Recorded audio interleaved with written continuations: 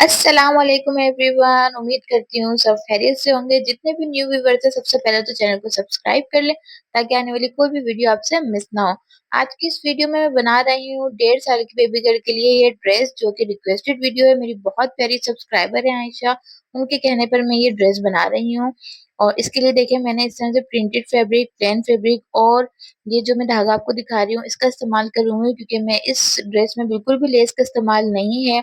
इसी तरह का ड्रेस उन्होंने जो है मुझे सेंड किया था, डिजाइन सेंड किया था आयशा ने, और फिर मैं उसी के अकॉर्डिंग जो है ये डिजाइन बना रही हूँ। इसके लिए सबसे पहले देखिए मैंने ये फैब्रिक ले लिया है। अच्छा, ये मैं आपको इसी में ट्राउजर भी बताऊंगी बनाना और जो है टॉप भी बताऊंगी बनाना। ये देखें आप, ये इसकी चौड़ाई जो है 15 है, डबल फैब्रिक है ये। और इसकी लेंथ देख लें, ये है 13 इंच। इसकी ये मैंने जो ऊपर का जो टॉप बना रही हूँ मैं, इसके लिए आपको आधा मीटर फैब्रिक चाहिए होगा। थोड़ा ज्यादा अरज वाला लीजिएगा, कम अरज वाला नहीं। अब मैंने ये 4 फोल्ड कर दिया है। सबसे पहले देखें शोल्डर का मैं निशान लगा रही हूँ। 4 इंच में शोल्डर रख रही हूँ। 1.5 साल की बेबी गर्ल के लिए बना रही हूँ, तो हम ये लूज रखते हैं थोड़ा, ताकि हेल्दी बेबीज को भी ये आ जाए आराम से, इजीली पहनाने में कोई प्रॉब्लम ना हो। आर्म होल भी 4 इंच का रखूंगी। उसके बाद इस तरह से निशान लगाऊंगी। चेस्ट का निशान लगा रही हूँ 6 इंच का। चेस्ट का निशान लगा के जितना भी फैब्रिक है उसमें इस तरह से तिरछा निशान लगा दूंगी, क्योंकि ये जबला स्टाइल में भी है थोड़ा, तो जितना भी नीचे से लूज होगा वो हम रख देंगे। अब इस तरह से 1.5 इंच का निशान मैं कॉर्नर पे लगा रही हूँ, ताकि थोड़ा सा ये गुलाई में कर दूं कॉर्नर को, तो इसकी शेप अच्छी हो जाती है, कोने नहीं लटकते हैं। ऊपर से भी देखें थोड़ा सा तिरछा निशान लगाऊंगी, बिल्कुल 1/2 इंच का। उसके बाद 2 इंच चौड़ाई में मैं गले का निशान लगाऊंगी। इसमें आर्म होल की गोलाई में बनाना भूल गई थी, वो बना देती हूँ साथ में ही इस तरह से। अभी देखें ये जो है सबसे पहले मैं गले की डीप का निशान लगा रही हूँ, और ये है 1 इंच, ये बैक साइड का होगा। उसके बाद मैं फ्रंट का भी निशान लगा रही हूँ। फ्रंट का 2.5 इंच का होगा। अब 2.5 इंच का निशान मैंने लगा दिया है इस पर। अब ये गोल गला मैं बना रही हूँ इसके लिए। बैक साइड का भी निशान मैंने बना दिया है। सबसे पहले बैक साइड से हम कटिंग करना स्टार्ट करेंगे।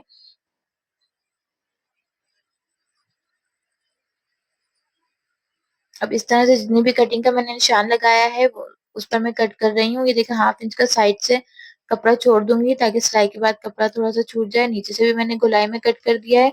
अब जो बैक वाला पीस है उसे हम अलग कर देंगे, और ये फ्रंट वाला पीस रखेंगे। फ्रंट का जो एक्स्ट्रा गले का निशान लगाया था वो कट कर देंगे हम गहराई में। और इस तरह से आर्म होल भी थोड़ा सा और कट कर देंगे 1/2 इंच का। अब गले में देख लेंगे जो सेंटर का निशान है, इसी पर रखूंगी मैं इसे।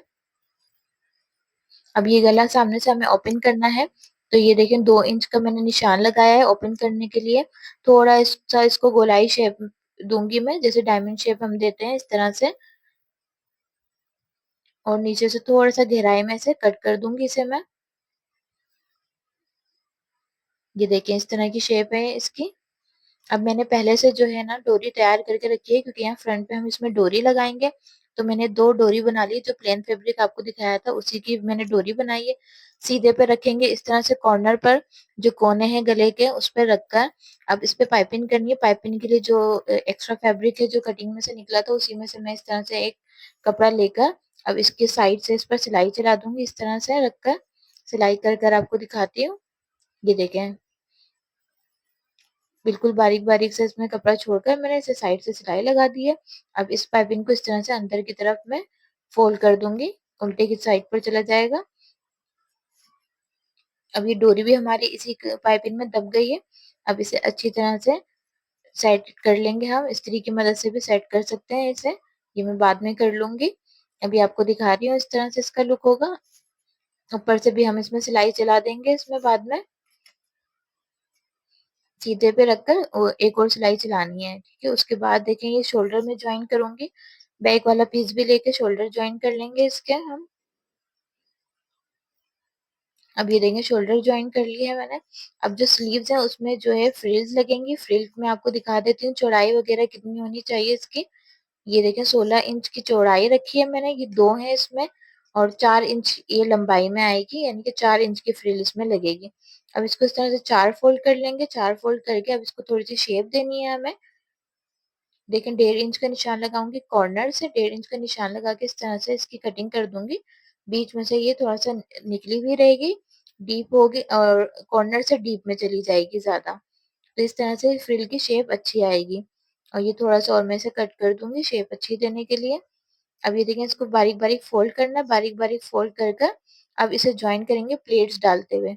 ये देखें, प्लेट्स डालते हुए मैंने सिल दिया है इसे, और जो दूसरा साइड था उसे बारीक-बारीक फ़ोल्ड भी कर दिया है। अब ये जो फ्रॉक मैं बना रही हूँ, इसके नीचे भी फ्रिल लगेगी। फ्रिल के लिए भी देखें, फैब्रिक मैं आपको दिखा रही हूँ कितना मैंने लिया है। अच्छा, ये सिलने के बाद जो फ्रॉक होनी चाहिए, ये 16 इंच की होनी चाहिए टोटल लेंथ इसकी।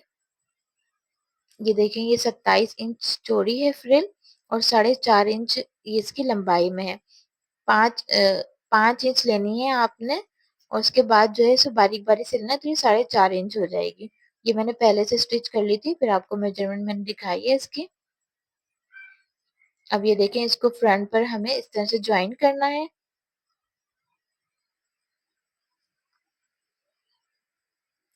ये इस तरह रखेंगे, उसमें प्लेट्स डालेंगे, बड़ी-बड़ी प्लेट्स डालनी है इसमें, हमें चुने नहीं आनी चाहिए इसमें, क्योंकि प्लेट्स का और चूनों का अलग ही लुक होता है। बैक साइड पर भी इसी तरह से करेंगे और ये स्टिच कर लेंगे। देखें, ये मैंने स्टिच कर दिए फ्रिल, बिल्कुल सफाई से अच्छे से मैंने इसे स्टिच कर लिया। अब ये देखिए, ये मैंने गले को जिस तरह से पकड़ा है, आपने पूरी वीडियो अच्छे से देखनी है ताकि आपको हर तरह से चीजें समझ में आए। अब गले को इस तरह से मैंने पकड़ कर इसका मेजरमेंट ले लिया कि कितना गला है ये। तो ये 6 इंच का आ रहा था, 6 इंच को डबल करेंगे 12 इंच हो जाएगा। अब ये देखिए, मैंने प्लेन वाला फैब्रिक ले लिया जो आपको वीडियो के स्टार्ट में दिखाया था, इससे हम बनाएंगे कॉलर इसका। तो अब हमने ये 12 इंच का ही फैब्रिक लेना है, और इसकी जो लेंथ होगी ये 5.5 इंच मैंने ली है इस तरह से चौड़ाई में। अब इसको डबल कर लेंगे। डबल करके इस तरह से दूसरी तरफ से भी फोल्ड कर लिया है मैंने। आप वीडियो को गौर से देखते हैं किस तरह से फोल्डिंग हो रही है इसकी। अब ये देखिए, मैं ये 6 इंच पर निशान लगा रही हूँ इसके, डबल करके। एक दूसरा निशान भी मैंने इसका लगा दिया। अब तिरछा निशान लगा रही हूँ, कॉर्नर तक लेकर जाऊंगी इस निशान को। ये कोने वाला जो है कॉलर में बना रही हूँ। अच्छा, ये इसका इस पार्ट को आपने स्किप नहीं करना है, ये मैं आसानी से आपको स्टिच करने का तरीका बता रही हूँ, क्योंकि बच्चों में बुकरम वगैरह नहीं लगाते, मैं बुकरम का यूज नहीं कर रही हूँ। बुकरम के बगैर ही ये कॉलर बनाऊंगी ताकि बच्चों को परेशानी भी ना हो, गर्मियां भी हैं, बुकरम से जो है इरिटेशन होती है बच्चों को। अब ये देखें, जितने जो भी मैंने निशान लगाया उसके अकॉर्डिंग मैंने ये कट कर लिया है। इसी तरह से आप फॉलो कीजिएगा ताकि आप आसानी से बना सकें। अब ये देखिए, कोने वाले कॉलर का लुक आ गया है इसमें।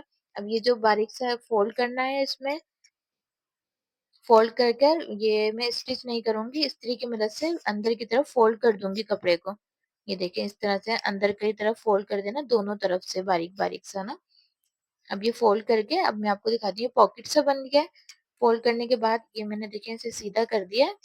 जो साइडों से सिलाई लगाई थी, साइडों से सिलाई लगाकर अब इसे इस तरह से सीधा कर रही हूँ मैं। किसी भी टूल की हेल्प से इसके कॉर्नर अच्छे से बना ले, मैं कैंची का इस्तेमाल कर रही हूँ। आराम आराम से करना है ताकि कैंची लगे ना, कपड़ा आपका ना फट जाए। अगर आप बिगिनर हैं तो आप कोई दूसरा टूल यूज करें, अगर आपने कभी इस तरह सीजर का इस्तेमाल नहीं किया है तो, कॉर्नर बनाने के लिए। मैं इस तरह से कॉर्नर सेट कर रही हूँ इसके। अब जो इसका खुला वाला हिस्सा है वहां से दोनों तरफ से बारीक फोल्ड हुआ हुआ है ये कॉलर। अब देखें, इसको मैं स्टिच करने का तरीका आपको बता रही हूँ। अब ये गले के अंदर जो है आपने इस तरह से कपड़े को डाल देना है। ये देखें, कितने आसानी से ये जो है ना काला आपका लग जाएगा। अब ये इसी तरह से कपड़ा इसके अंदर डालते हुए स्टिच करेंगे हम। बिल्कुल आपने हाफ हाफ इंच का जो है ना कपड़ा इसके अंदर डालना है। ये देखें, स्टिच कर दिया है मैंने इसका। आराम से ये एक सिलाई से ही आपका कॉलर तैयार हो गया है।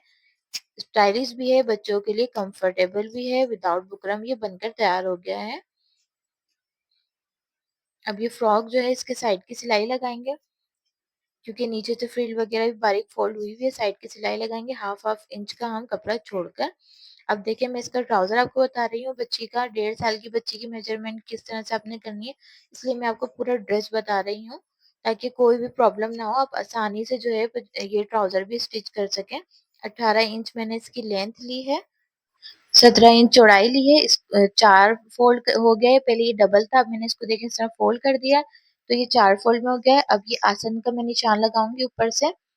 अब ये देखिए, आसन का जो मैं निशान लगा रही हूँ, ये 9.5 इंच का लगाया है। अब उसके बाद मैंने 1.5 इंच का ऊपर से निशान लगाया नेफे का, जिसमें लास्टिक डलेगी।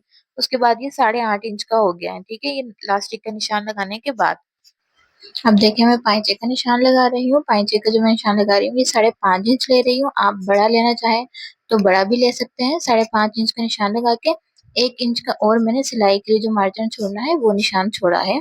तो 6.5 इंच तक आप रखिएगा। आप इसे बड़ा भी रख सकते हैं अगर आप रखना चाहें तो।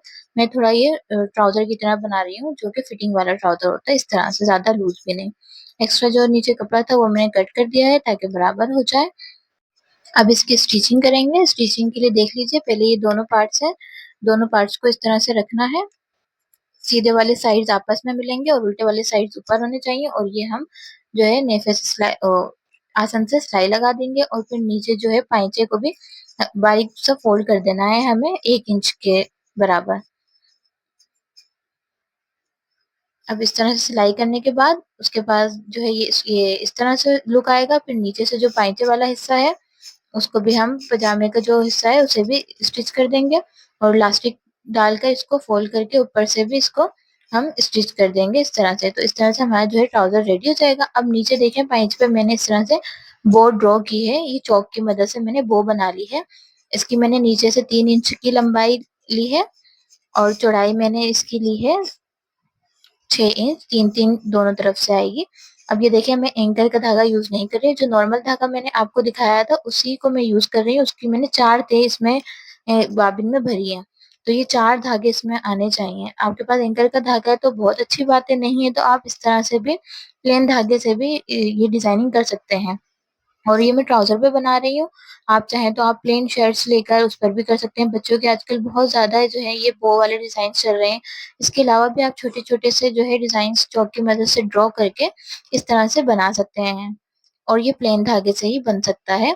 बस थोड़ा सा ख्याल रखना होता है, प्लेन धागा जो है सिलाई में फंस भी जाता है बीच में। तो थोड़ा सा ख्याल से इसे हमें स्टिच करना होता है। बार बार देख लें कि सही धागा चल रहा है या नहीं चल रहा है।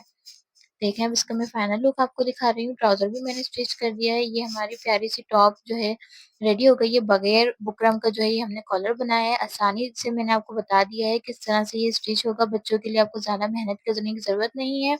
स्टाइलिश भी बनाना है और इजी भी बनाना है, कंफर्टेबल भी बनाना है। और ये प्यारा सा ट्राउजर भी हमारा रेडी हो गया। ये दोनों पैंचे पे मैंने किया है, बीच में करके आपको दिखा रही हूँ। अल्लाह हाफिज।